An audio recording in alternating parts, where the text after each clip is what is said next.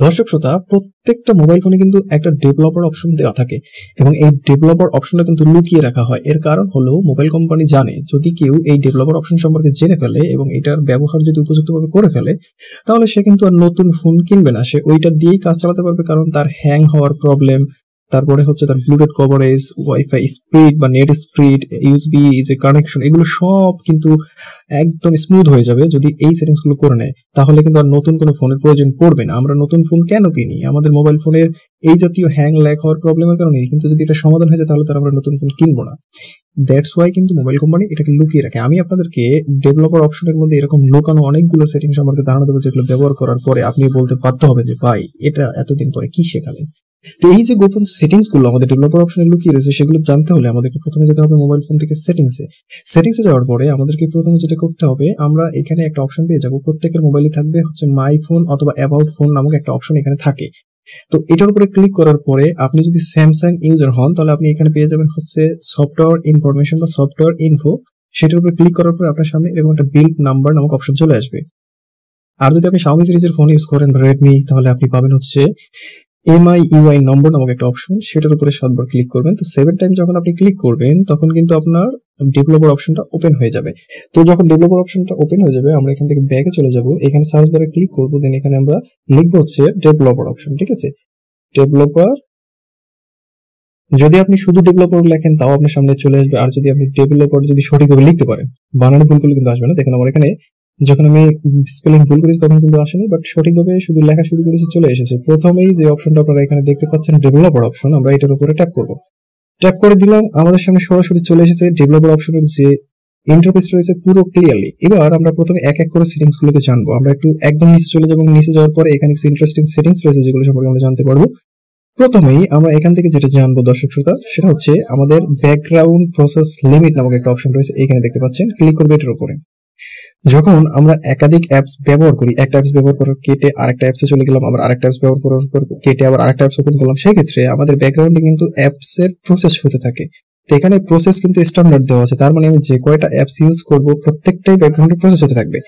আর এখান থেকে আপনি যদি no background process limit select করে দেন, তাহলে ব্যাকগ্রাউন্ডে আপনার কোনো অ্যাপসই চলবে না, কোনো ধরনের কোনো অ্যাপসই আপনি ব্যাকগ্রাউন্ডে চলবে না। আর যদি আপনি এখান থেকে অ্যাটমোস্ট 2 প্রসেসিং লিমিট করে দেন বা এখান থেকে 3 করে দেন, সেক্ষেত্রে 2টা বা 3টা অ্যাপস থাকবে যেগুলো আপনি রানিং ইউজ করতেছেন। সেগুলো আমি এখান থেকে রেকমেন্ড করবো সবসময় 2 অথবা 3 সিলেক্ট করার জন্য। ঠিক আছে, 2 অথবা 3, অর্থাৎ আমরা কাজ করার সময় যেন আমরা যদি 5টা অ্যাপস ইউজ করি তার মধ্যে 3টা অ্যাপস এর প্রসেসিং ব্যাকগ্রাউন্ডে থাকবে, বাকি 2টা থাকবে না। এক্ষেত্রে আপনার ফোনের যে স্পিডটা সেটা কিন্তু আগের তুলনায় বেড়ে যাবে এবং এক কমান্ড করলে দ্রুত কাজ করবে। এখানে আর একটা অপশন আমরা একটু ক্লিয়ারলি দেখতে পাবো দর্শক শ্রোতা, একটু উপরে গেলে। সেটা হলো, আমরা যদি ভালোভাবে খেয়াল করি তাহলে এখানে দেখছে ফোর্স MXMS এই যে অপশনটা, এটার কাজটা কি আসলে? এটাও একটা গুরুত্বপূর্ণ। যারা আমরা মোবাইল ফোনে গেমিং করি রেগুলারলি, তাদের অনেকের কিন্তু নর্মাল ফোন থাকে এবং সেখানে কিন্তু আমরা একটা গেমিং অ্যাপস ইউজ করতে গেলে অনেক প্রবলেম ফেস হয়, সঠিকভাবে কাজ করে না, টাইমলি আমাদের রেসপন্স করে না। তো সেক্ষেত্রে আপনি যদি এই অপশনটাকে অন করে দেন, এখন আপনি মোবাইল ফোনে স্মুথলি গেম খেলতে পারবেন, আপনার মোবাইল ফোনটা গেমিং ফোনে কনভার্ট হয়ে যাবে। তারপরে আমি যেহেতু গেমস ততটা খেলি না, এই জন্য আমি এই অপশনটাকে অফ রাখবো, আমার প্রয়োজন নেই। যারা গেমিং করেন তারা এটা ইউজ করতে পারেন। তো এবার আমরা নেক্সট যে অপশনটা দর্শক শ্রোতা দেখবো সেটা হলো ট্রানজিট অ্যানিমেশন স্কিল। এখানে আপনারা দেখতে পাচ্ছেন যে ট্রানজিট বা ট্রানজিশন অ্যানিমেশন স্কিল নামক একটা অপশন দেখতে পাচ্ছি। এখানে যদি আপনারা ক্লিক করেন তাহলে এখানে আপনারা দেখতে পাবেন যে এখানে অ্যানিমেশন স্কিল অনেক্স দেওয়া আছে। তো এই ক্ষেত্রে এটার কাজটা কি মূলত আপনাদেরকে আমি একটু ক্লিয়ারলি বোঝাই। আমি এখানে ক্লিক করলাম, তারপর এটা কিন্তু আমার সামনে স্মুথলি একটা অ্যানিমেশন আকারে আসছে। ঠিক আছে, এটাই হলো অ্যানিমেশন স্কিল। আমরা যে কোনো অপশনে ক্লিক করি বা যে কোনো অ্যাপসে ক্লিক করি, সেটা কিন্তু অ্যানিমেশন আকারে আমাদের সামনে আসে। তো এই অ্যানিমেশনটা যদি আপনি বন্ধ করে দেন, ধরুন আমি এটাকে অফ করে দিলাম, এবার আমি ক্লিক করার সাথে সাথে আমার সামনে কিন্তু ওই অ্যানিমেশনটা আর শো হবে না। আর আপনি যদি অ্যানিমেশন স্কিলটাকে 5x করে দেন তাহলে আপনারটা আগের তুলনায় স্পিডটা বেড়ে যাবে। অনেকে কিন্তু এটাকে অফ করে দেয়, অ্যানিমেশন স্কিলটাকে কিন্তু অনেকেই বন্ধ করে দেয়। তো আমি বন্ধ করে দিলাম, প্রয়োজন নাই, এতে আমার ফোনের স্পিড আগের তুলনায় বাড়বে। দর্শক শ্রোতা, নেক্সট আমরা যেটা দেখবো অপশন, সেটা আরো গুরুত্বপূর্ণ একটা অপশন। আমরা একটু উপরে যাব। আচ্ছা, তার আগে আপনাদেরকে একটা বোনাস অপশন দেখিয়ে দিই। এই যে ট্যাপ অপশনটা দেখতে পাচ্ছেন, এই অপশনটা যদি আপনার অন করা থাকে, অনেকেই কিন্তু স্ক্রিন রেকর্ডের টিউটোরিয়াল বানায়, সেক্ষেত্রে তারা এই অপশনটা অন করে দিলে যেখানে আপনি ট্যাপ করবেন সেই অপশনটা কিন্তু দেখাবে। যেমন আমি এখানে ট্যাপ করতেছি, আমার এটা কিন্তু টাচটা দেখাচ্ছে। আচ্ছা, এবার আমরা এখানে ব্লুটুথের একটা অপশন দেখতে পাচ্ছি, ব্লুটুথ। এই যে অপশনটা দেখতে পাচ্ছেন ব্লুটুথ ABRCP ভার্সন, তারপর ব্লুটুথ MAP মানে ম্যাপ ভার্সন, এই দুটো অপশন যখন আপনার অন করা থাকবে দর্শক শ্রোতা, তখন কিন্তু ব্লুটুথের ক্ষেত্রে আমি যেটা আপনাকে বলতেছি সেটা হলো আপনি যখন একটা ব্লুটুথ কানে লাগান, তারপরে দেখুন আপনি 10 ফিট 15 ফিট গেলে মোবাইলের কাছ থেকে তারপরে কানেকশন পাচ্ছে না। এই যে এটা ডিসটেন্স লিমিটেশন, এটা আপনি বাড়াতে পারবেন আপনার ফোনে। কিন্তু ডিফল্ট দেওয়া থাকলে, যেমন এখানে ডিফল্ট দেওয়া রয়েছে, আমি যদি এখানে 1.6 করে দিই, তাহলে আমি আগে যা পেতাম তার থেকে আরো প্রায় মনে করেন যে 0.6% বেশি পাবো।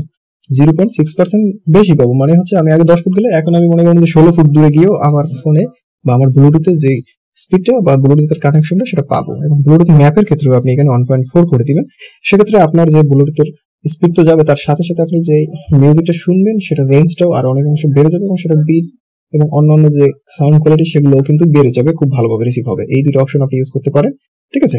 তো আমি এই দুটো অপশনকে আপাতত এভাবে রেখে দেবো। নেক্সট আপনাদেরকে আমি আরেকটা অপশন দেখাবো দর্শক শ্রোতা, সেটা কিন্তু খুবই খুবই গুরুত্বপূর্ণ। এই যে ডিফল্ট ইউএসবি কনফিগারেশন একটা অপশন আপনারা দেখতে পাবেন। এই অপশনটার আসলে কাজ কি? এই অপশনটা আমরা ব্যবহার করি অনেক সময় আমাদের মোবাইল ফোনটাকে কম্পিউটারের সাথে কানেক্ট করার প্রয়োজন পড়ে কেবলের মাধ্যমে, এবং অনেক ডাটা আমরা ট্রান্সফার করি, যেটা আমাকে পার্সোনালি অনেক বেশি ইউজ করতে হয়।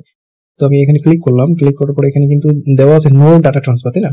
আমি যদি এখানে একদম উপরের অপশনটাকে ফাইল ট্রান্সফারে সিলেক্ট করে দিই, এখন হচ্ছে শুধু আপনার কাজ সেটা হলো আপনি শুধু কেবলটা লাগিয়ে আপনার ফোনের সাথে কানেক্ট করবেন, সাথে সাথে আপনার ফোনটা ইউএসবি ডাটা ট্রান্সফারের জন্য সেটা কিন্তু রেডি হয়ে যাবে। আর আগে আমাদেরকে যদি নো ডাটা ট্রান্সফার থাকতো, তাহলে ফোনে একটা নোটিফিকেশন আসতো, সেখানে ক্লিক করে তারপরে ফাইল ডাটা ট্রান্সফার এগুলো সিলেক্ট করতে হতো। এখন আর প্রয়োজন নেই, অটোমেটিক্যালি এটা হয়ে যাবে।